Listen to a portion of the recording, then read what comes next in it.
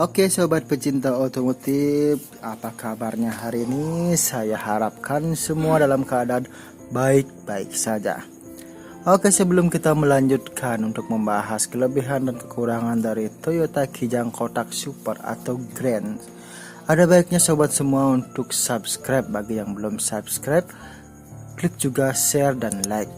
Bagi yang sudah subscribe, saya ucapkan terima kasih dan saya doakan semoga selalu berbahagia dan hidup berkelimpahan.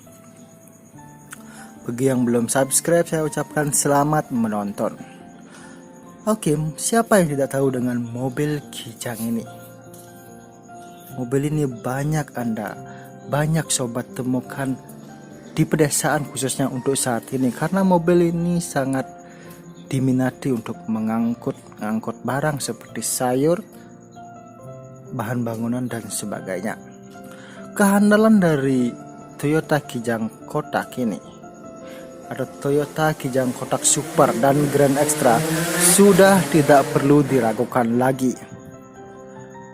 Mobil ini memiliki atau berkapasitas 7 penumpang. Pertama kali Toyota memperkenalkan Kijang Doyok di Indonesia. Oke, di negara lain mobil ini memiliki nama yang berbeda seperti Tamarau FX untuk Filipina, Qualis untuk India, Venture untuk Afrika Selatan, dan Seis di Taiwan. Mobil ini pertama kali hadir pada tahun 86, yaitu variannya MPV dan pickup. Pada saat pertama kali diluncurkan, mobil ini memiliki tenaga 63 horsepower dengan mesin 5K dengan transmisi manual 4 kecepatan. Varian ini dikenal dengan nama Kijang Super. Lalu pada tahun 92 ada permajaan pada mobil ini. Ada perubahan sedikit facelift, yaitu ada lampu baru, grillnya beda, dashboardnya baru, ada juga sudah power steering, dan karburatornya sudah sedikit ditweak sehingga tenaganya menjadi 68 horsepower, naik 5 horsepower dari sebelumnya yang 63 horsepower. Untuk yang versi sudah mendapat sedikit didandani ini diberi nama Super G atau Kijang Super Grand.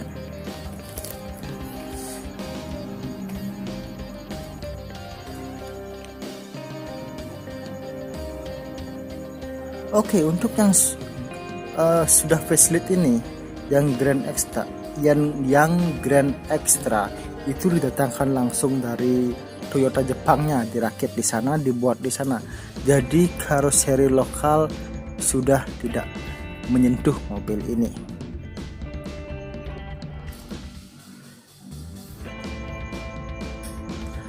Pada tahun 94, merek Toyota brand membekali mobil Kijang Super G atau Grand Extra-nya ini dengan mesin 1800 cc dengan kode 7K dan tenaganya menjadi 87 horsepower.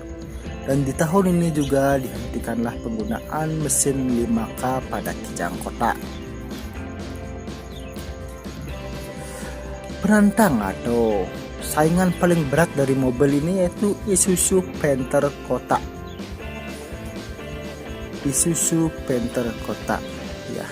Dan pada tahun 96 penjualan Toyota Kijang Kotak resmi berakhir. Lalu muncullah Toyota Kijang Kapsul. Oke, itu sedikit cerita tentang sejarah Kijang dari Doyok sampai Kijang Kapsul.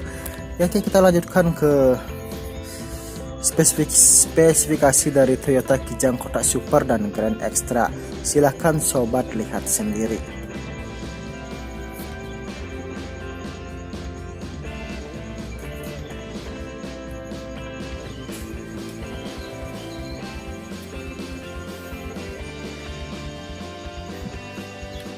Oke, kita lanjutkan membahas keunggulan dari Toyota Kijang, nanti baru kekurangannya. Keunggulan pertama adalah BBM irit. Ya, seperti yang saya bilang tadi. Seperti yang sobat bisa baca di spesifikasinya ya. Mobil ini dapat menempuh jarak 7-8 km dengan 1 liter. Itu untuk dalam kota, sedangkan untuk luar kota dapat menempuh 9-11 km dengan 1 liter bensin. Kelebihan berikutnya dapat menampung banyak orang. Ya, karena mobil ini besar, kapasitasnya 7 orang, jadi tentu saja dapat menampung banyak orang. Kelebihan berikutnya tampilan gagah. Oke, pada ukuran zaman saat pertama kali diluncurkan, tentu saja mobil ini didesain dengan gagah, dengan keren, agar banyak yang beli. Kelebihan berikutnya pajak murah. Ini harus diakui, saya setuju. Kelebihan berikutnya gampang dan murah untuk dirawat. Lagi-lagi saya harus setuju karena memang mobil ini hampir semua bengkel bisa mengerjakan. Hampir semua bengkel ya, atau bisa jadi semua bengkel memang bisa mengerjakan. Kelebihan berikutnya spare part-nya melimpah. Hal ini lagi-lagi harus diakui karena Toyota memang terkenal dengan keberlimpahan akan spare part produknya. Kelebihan berikutnya harga jual kembalinya stabil. Oke. Mobil ini memang banyak yang menjual secondnya dan harganya memang stabil. Oke, kita akan lanjutkan kelemahan dari mobil Toyota Kijang kotak super dan Grand Extra. Kelemahan pertama yaitu suara mesin bising ya, tapi untuk ukuran zaman itu tentu suara mesinnya ini sudah lebih dari cukup. Lalu kelemahan berikutnya sistem keamanannya rendah, yaitu hanya disematkan dengan sabuk pengaman. Ya, untuk zaman saat pertama kali mobil ini diluncurkan tentu belum ada teknologi SRS airbag dan ABS serta EBD pada sistem pengereman, jadi masih bisa diterima kekurangannya. Kekurangan berikutnya yaitu peredaman kabin buruk. Ya iyalah, pada zaman itu siapa yang begitu mempedulikan kekedapan dari kabin. Tentu saja pada saat diluncurkan mobil ini sudah lebih dari cukup untuk peredaman kabin.